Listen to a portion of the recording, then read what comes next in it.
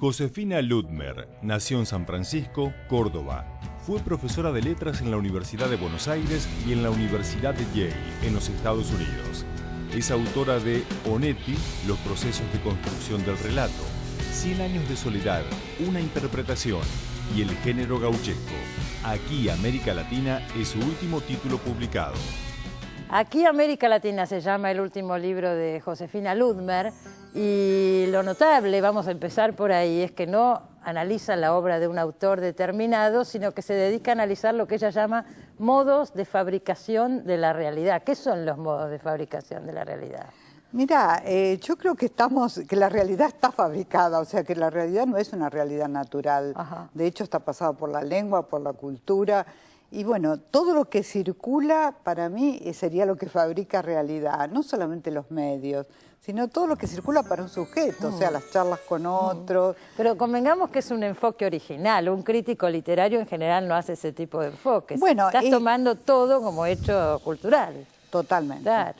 Totalmente. Y la idea es salir un poco de la crítica literaria, que vos lo marcás. O sea, ¿qué viene después de la crítica literaria? Cuando uno se separa un poco del panorama literario y de autores y de todo eso. Viene, bueno, ver cómo la cultura es la realidad en última instancia, o es una de las partes centrales de la realidad. Yo leí por alguna parte que dijiste que si hoy empezaras la facultad no estudiarías letras, sino algo más relacionado con... Sí, posiblemente con todos estos medios modernos, medios de comunicación estudiaría, y me encantaría estar en tu lugar. ¿Te gustaría? Sí, sí. ¿Conducir un programa? Me encantaría. Es cuestión de proponer. Sí, me encantaría. Bueno. O sea, una cosa más activa en relación, menos mediada por la escritura.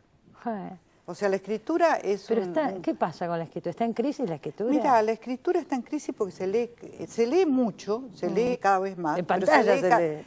Claro, pero se lee cada vez menos, en realidad, literatura. Claro. Literatura casi no se lee. Hasta yo he pensado que leen nada más que los que escriben. O sea, la literatura está en cierto modo en crisis, hay que tener mucho tiempo. Y a ver, ¿cómo lees eso? ¿Qué opinión te merece eso? ¿Es una gran pérdida o no? ¿O es una adaptación a los tiempos? Mira, yo no soy lamentosa en el sentido de que estamos peor que antes. Yo creo que la cultura se transforma. O sea, se lee mucho más, se leen muchos libros. Lo que pasa es que no se lee literatura. ¿Sabes por qué me pregunto? Porque eso habla de un cambio profundo, digamos, ¿qué es el espacio de la lectura? ¿Qué es la literatura? Más claro, la lectura parece como arcaica. Es arcaica, pero está hablando de reflexión, de tiempo, de lentitud. La idea de la persona sentándose con un libro, sola, aislada, en silencio, todo eso se va con la lectura. Y ahí es donde uno dice, ¿no es una pérdida? ¿Qué pasa con eso? Es una pérdida. ¿Se va la reflexión también? Sí, también. O sea, cada vez es más difícil la reflexión. Todo se superficializa. O sea, se acelera, se hace superficial y se hace en pantalla. A mí me llama la atención porque hay gente que marca esto como dramático, pero vos no, vos lo tomás natural. A eso me interesa que me Sí, digas. lo tomo naturalmente porque yo creo que a la historia nadie se puede oponer. Y esto es parte de la historia. O sea, la historia es inexorable. Imaginar qué viene, ¿no? ¿Qué viene después? Bueno, sí, yo estoy pensando en lo que viene después. Por ejemplo, estoy pensando en que el libro electrónico es 10 veces más barato que el libro en papel. Entonces, estamos ya en el camino de que el libro en papel va a ser una rareza. Está bien, pero es leer también el libro electrónico. Aunque no sé, porque ahora leo que viene con enlaces y cosas que estás leyendo y te vienen imágenes. Podés intervenir. Podés intervenir, cambiar el final, por ejemplo, de una novela. Exactamente, con lo cual sos escritora. O sea, se cambia totalmente las condiciones de lectura. Sí. Uno siempre dijo que la lectura estimula la imaginación. Si yo aprieto un botón y me muestran la escena, ya mi imaginación no se va a activar de la misma manera. Sí, te muestran la escena porque lo que pasa es que el lenguaje se hace cada vez más visual. Incluso el lenguaje de la literatura clásica, que se produce hoy, tiende a producir escenas, aunque no te muestren la escena, porque la imagen visual es dominante en la cultura. Entonces la literatura lógicamente tiene un papel minoritario. Es una práctica minoritaria. Sí, cada vez más, pero siempre fue en cierto aspecto. Sí, siempre fue. Sobre todo porque los bestsellers no se consideran literatura, lo cual para mí es un error. O sea, si se enseñaran los bestsellers en la facultad y se enseñara la dialéctica entre bestseller y las otras escrituras, se vería más cómo circula y cómo lee la gente. Hoy se dice, no lee la gente. La gente lee bestseller. Sí. Lee. La gente lee. La gente lee. Pero no lee lo que no lee por lo ahí que le gustaría, lo que tendría que leer. Sí, en la carrera de letras. Claro, claro. ¿Y cómo te ven en la carrera de letras, que te tienen mucha admiración, me consta, lo sé? ¿Y cómo ven que cuando decís estas cosas? ¿Cómo caen? No sé cómo caen, la verdad que no sé, tendría que estar adentro de la carrera de letras. ¿No te llegaron comentarios? No, los comentarios en general son positivos o no hay comentarios. Yo estoy enseñando sociales. Sí, no en letras. No en letras. Estás un poco distanciada ahora. Estoy enseñando en el posgrado de sociales. Claro, vos directamente has dicho, entonces voy a cambiar mis intereses a lo que realmente hoy me importa, que son todos estos nuevos medios. Sí. No, eso fue más bien producto de otro tipo de acontecimientos. O sea, cuando yo volví de Estados Unidos, los primeros que me llamaron fueron los de sociales. Y ahí fuiste, claro. Se va dando, la vida también te va llevando. La vida te va llevando. ¿Qué pasa en Estados Unidos si viviste bastante tiempo afuera con esto, con respecto a la literatura? Sí, la literatura es absolutamente minoritaria. Allá lo que tienen en claro es que las literaturas son el punto más alto de una lengua. Entonces, por ejemplo, la literatura latinoamericana se enseña en español. Esa podría ser cierta diferencia con acá. Claro. ¿No?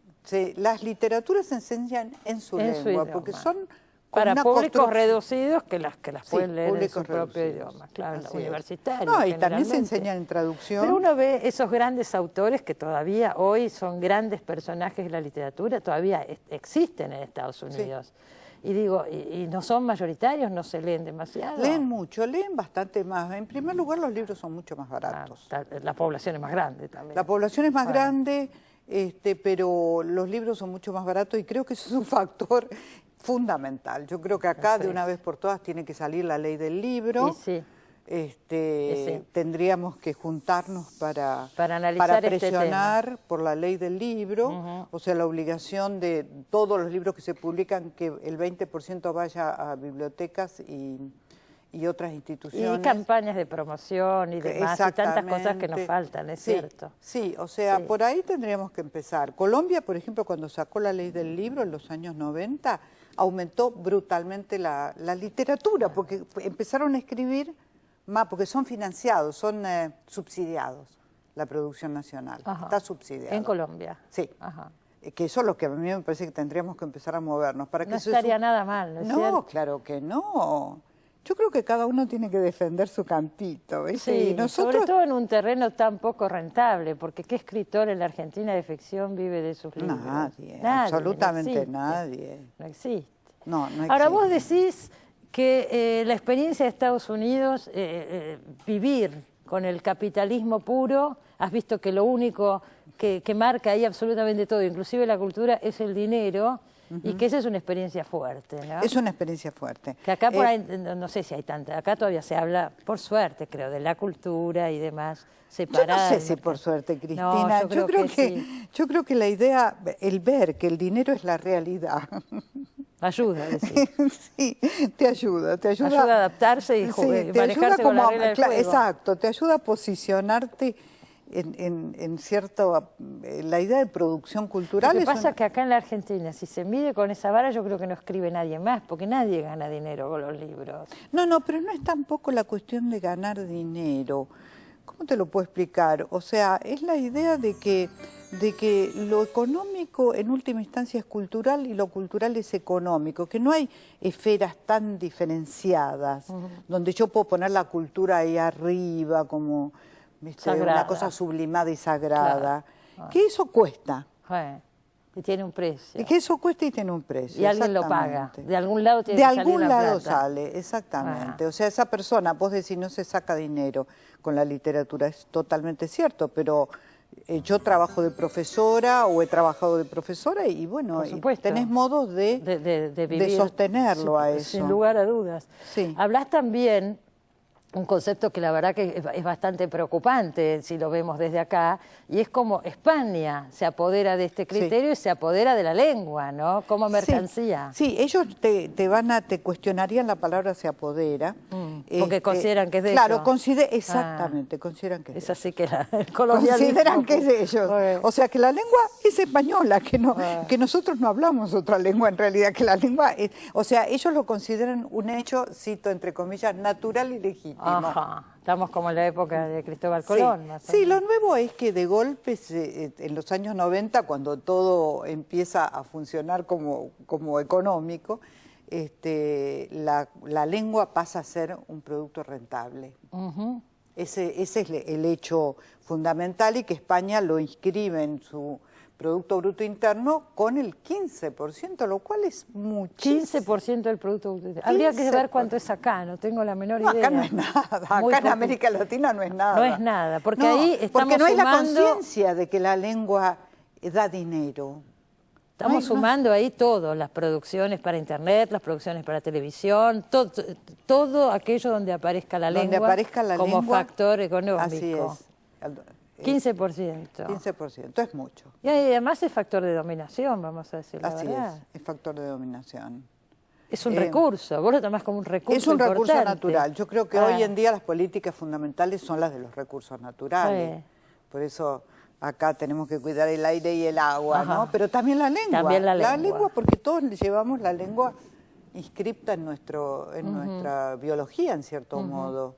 O sea, todos somos animales parlantes, de modo que nos pueden, digamos, usar nuestra lengua y explotarla de algún modo. Y de esa manera nos terminan usando y explotando a nosotros. Sí, sobre todo la enseñanza del idioma es muy importante, ¿no? Y de golpe, bueno, antes no había tanta conciencia de que los profesores de español en Brasil, suponete, que eran casi todos argentinos, de golpe ven que no, que tienen que empezar a enseñar según pautas que vienen de España, de dónde vienen las gramáticas, los diccionarios. Y ahora hubo bastante revuelo cuando anunciaron los últimos cambios estos días de la Academia, la Real Academia Española. Sí, exacto. Cosas que no nos reconocemos, ¿no? Sí. Bueno, por eso yo un poco en un capítulo final, viste, que pongo, ¿no? En el libro hago como una pequeña investigación sobre cuando fue la independencia, cómo se pensó en la independencia lingüística también, y cómo se pensó en crear academias latinoamericanas, y cómo eso al final no prosperó. No prosperó, como tampoco, bueno, acordemos, si hablamos de la industria editorial, lo que fue la industria editorial argentina en los años 60, por ejemplo, era la pionera de toda habla hispana, más que España. Absolutamente. Y ahora muchas editoriales argentinas fueron compradas por grupos que acordarte, y se digita... Cristina, que era también esas editoriales de españoles exiliados. Eran de españoles exiliados, claro. Eso Lozada, es muy curioso, Sudamericana. Interesante de seguir. Muy interesante. Y después eran ahora... republicanos.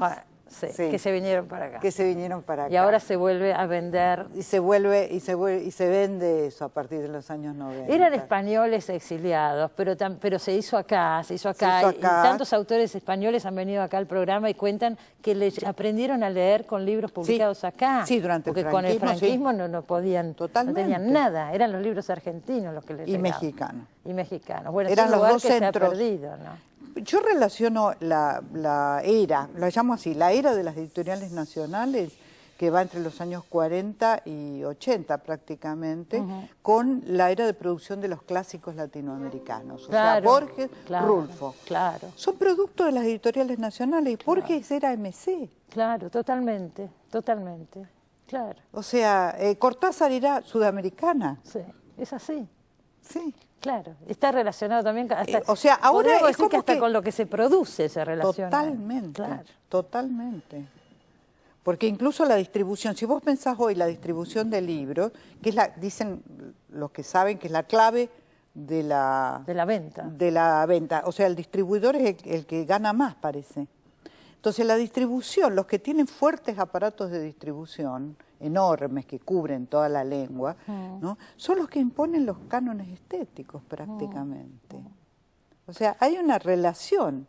Entonces, en cambio, si vos distribuís en un mercado muy chiquitito y tenés un aparato débil, qué sé yo, no podés. No llegás. No llegás. Seguro. Y tampoco, no solo no vendés, sino que no influís. No influís, no llegás, no pones pautas. Claro. Bueno, Josefina marca que todo esto los españoles lo tienen clarísimo, desde los congresos de la lengua, el Instituto Cervantes, que tiene sedes en todo el mundo, los reyes de España que van siempre a los congresos de la lengua, recuerdan que estuvieron acá en Rosario.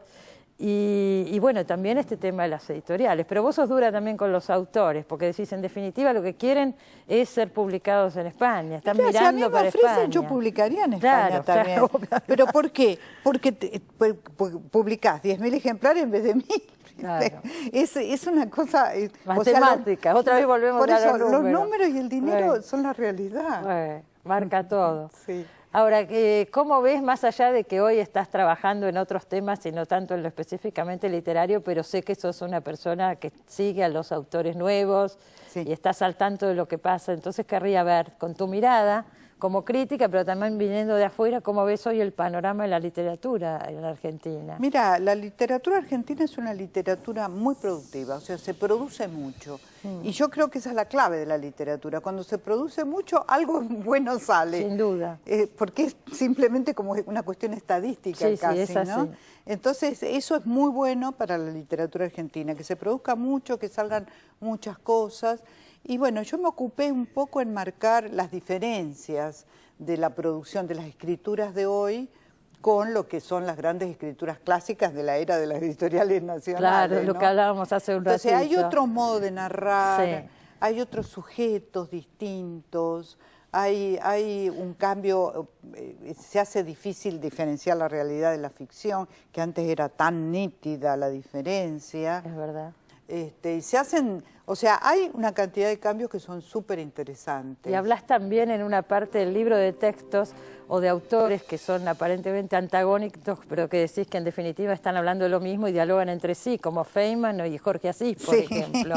Sí, no sé cómo les habrá caído. No sé cómo les caerá a ellos dos, pero bueno. Bueno, a uno nunca le gusta que lo pongan al lado del otro, pero es así, hablaban de lo mismo. Cuando miras desde afuera... Hablan de lo mismo, pero con puntos de vista muy distintos. Con puntos de vista distintos. Bueno, pero lo principal es que hablen de lo mismo. Claro. Es que esa era la idea mía. Cuando yo venía de afuera, que me tomaba todas las vacaciones, las pasaba acá, todos los sabáticos acá, qué sé yo, decía, bueno, quiero ver de qué hablan acá, cuál es la conversación. Claro. Y la literatura me servía para ver de qué hablaban. ¿Te vas a quedar en la Argentina ahora? Sí, ya me instalé acá. Sí. ¿Cuántos años pasaste afuera? 15 años. 15 años. Sí. Es una decisión también volver. Sí, fue una decisión. Mi hijo estaba estudiando. Yo fui por mi hijo, que estaba estudiando cine, para poder ayudarlo.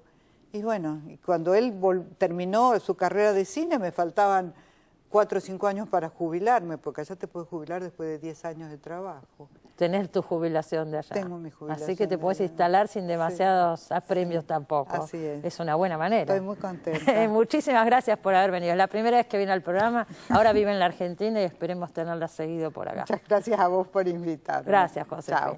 No se vaya que enseguida volvemos. Pablo Ramos está con nosotros. Hablar de literatura un rato más.